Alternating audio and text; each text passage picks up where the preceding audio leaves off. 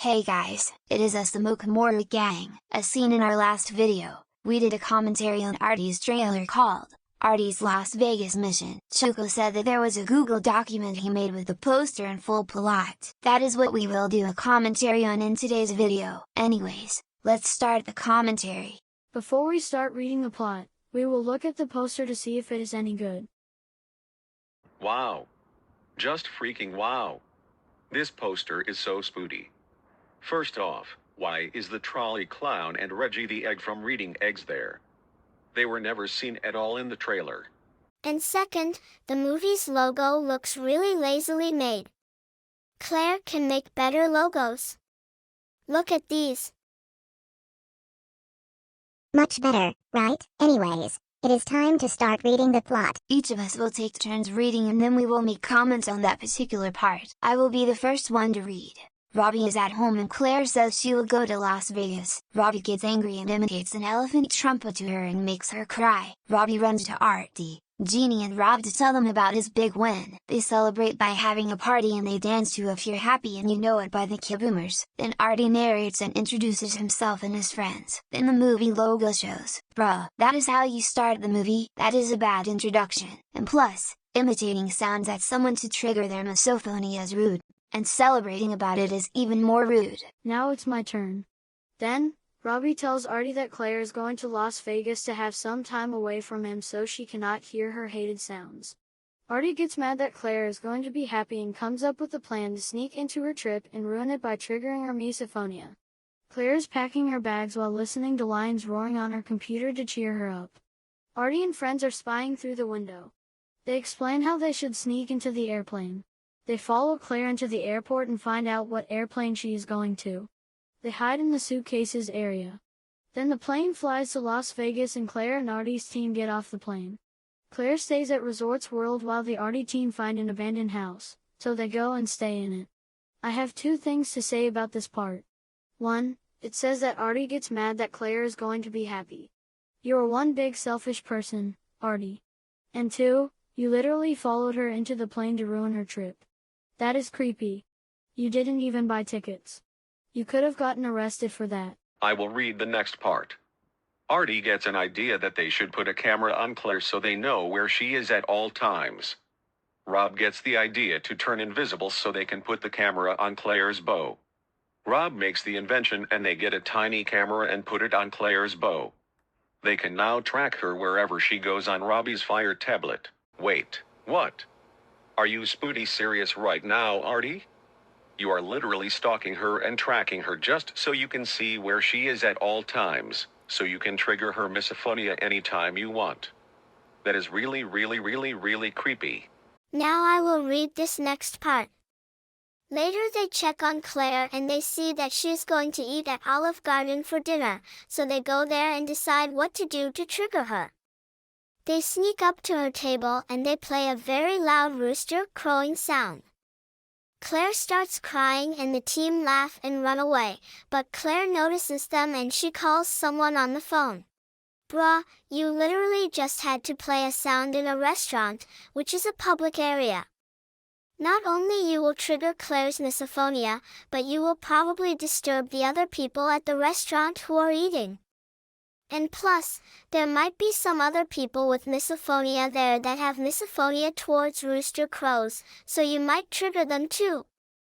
You even laughed and ran away. It is not funny to laugh at someone when their misophonia gets triggered. You are such a bully.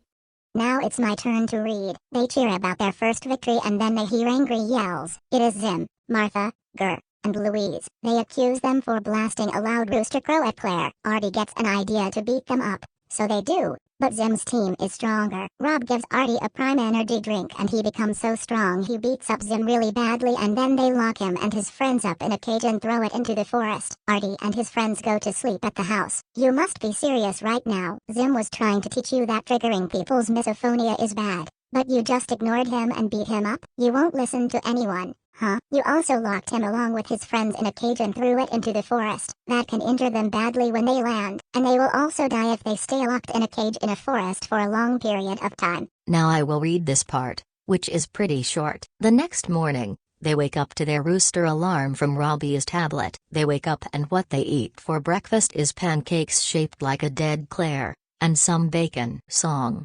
Cocomelon breakfast song. Bruh. You hate Claire so much that you still think of her when you wake up every morning. So much to the point you want your breakfast to look like Claire's corpse. Really stupid indeed. What was even the point of that scene in a movie like this? Your movie contains stalking and stuff, and you put kids' songs in it like this is a kids' movie? You gotta pick, kids movie or adult movie. You cannot pick both. Well, a movie for both kids and adults would be considered a family movie, since family movies are for families, but that would be considered a kids' movie due to being kid-friendly. Anyways, your movie claiming to be a kids' movie yet has adult topics is just like Edu is a bad boy and friends, since it has the same problems as your movie. Time for me to read now. Then they check on Claire and they see that she is at her bedroom. They fly to the hotel and try to look and find Claire through the window. They see her and then Jeannie gets an idea and calls Pinkfong and Baby Shark over. They burst into Claire's room and make her listen to the Baby Shark song. They cheer and play the KCSFX and Claire cries so much. They fly away laughing and Baby Shark is especially happy because he got to sing his song at Claire. Oh my mozzarella and cheddar cheese. You literally went to her hotel and broke into her hotel room just to trigger her misophonia by singing Baby Shark and playing the kids cheering sound? We already told you a million times that triggering people's misophonia is bad,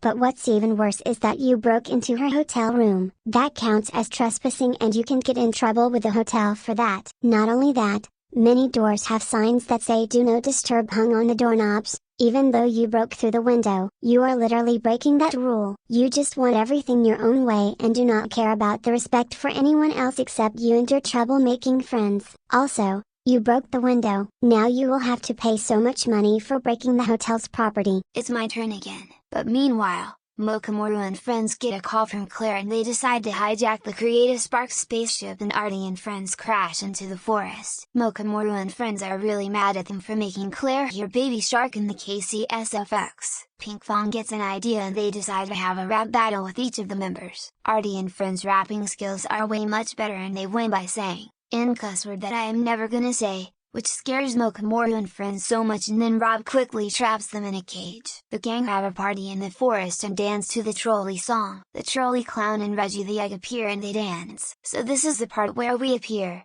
and it is also the part where the trolley clown and Reggie appear. We don't even know how to hijack a vehicle, so why didn't we even do that in your movie? Also, like what Yamayumi said, you treat your movie like it's for kids, yet you put adult topics, such as what happened in that rap battle you held between us. You won by saying a racial slur. How is saying an offensive racial slur referring to the black people gonna make you win a rap battle? That is just gonna offend any people who are black who happen to be watching your movie if it were real.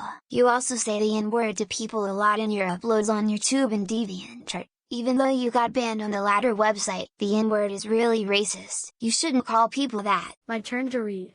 Then they go back to the abandoned house and the friends explain to the trolley clown and Reggie their plan of triggering Claire's misophonia a lot to ruin her trip. The two mascots want to help, so they agree. Then, they look through the tablet again and see that Claire is going to go shopping at the Resorts World Mall. They go to the place and they kidnap her and take her to the Deadly Four. They trigger her really bad and make her cry so much. The gang laugh at their victory and they dance to Baby Shark again. You kidnapped her just to take her to the Deadly Four and trigger her misophonia once again? Bruh. You just kidnapped her by surprise. And that was a really scary experience for Claire. If that happened, it would be another traumatic experience for her. You are so rude and want things your way. My turn to read again. Then Claire goes to her room crying like a baby and she listens to the Heavenly Five and the Orrinj-chan crying song, which are bleep to piss of the MLM army members, and then calls someone else on the phone. The gang are at home and having a party, but then they get a knock on the door. Turns out the people at the door are Zero, Clara, and Escargoon. They are really angry. They decide to have a battle. They throw stuff. Zero throws books, Clara throws flowers, Escargoon throws rocks, Arty throws paint, Jenny throws carrots, Rob throws pillows, Pinkfong throws stars, Baby Shark throws Legos, Reggie throws eggs, And then the trolley clown gets an idea and he decides to get so much trolley gummies and shove them in their mouths, and it makes Zero, Clara, and Escargoon get so disgusted. Turns out that there was baby sight in the gummies, so it turns the three meanies into crying babies. The characters throw a cage on them, and Baby Shark kicks the cage into the sky with his tail. The characters celebrate more. You must be spooty in the brain. What was the point of you guys throwing stuff at each other? That was a pointless scene in the movie and that just counts as filler. Also, what is baby sight anyway? Is that some sort of substance that turns people into babies? Also, when they became babies, Baby Shark kicked the cage they were in into the sky. That will injure them because babies are fragile. Then you celebrated about it. Heartless little spoot, huh? My turn again. The next day, they check on Claire and she is going to Vlup Expo. So the gang go to Vlup Expo, and Rob the robot has an atomic bomb. They see Claire is going to meet Richard Stephen Horvitz, who does the voice of Zim, Daggett, and more bad people. They set a countdown and they fly away. The bomb explodes, it destroys the Vlup Expo, and kills a lot of people, but Claire is the only one that survives. She cries in despair when she realizes that Richard Stephen Horvitz is dead. The gang watch and they cheer for their final victory, and they have successfully ruined Claire's trip. I cannot believe it, Arty. You and your friends literally murdered a lot of people in that event with the atomic bomb. I cannot believe what you did. That is really disrespectful. And you cheered about it. That is very, very, very, very, very, very, very, very heartless. It is so wrong to celebrate someone's death.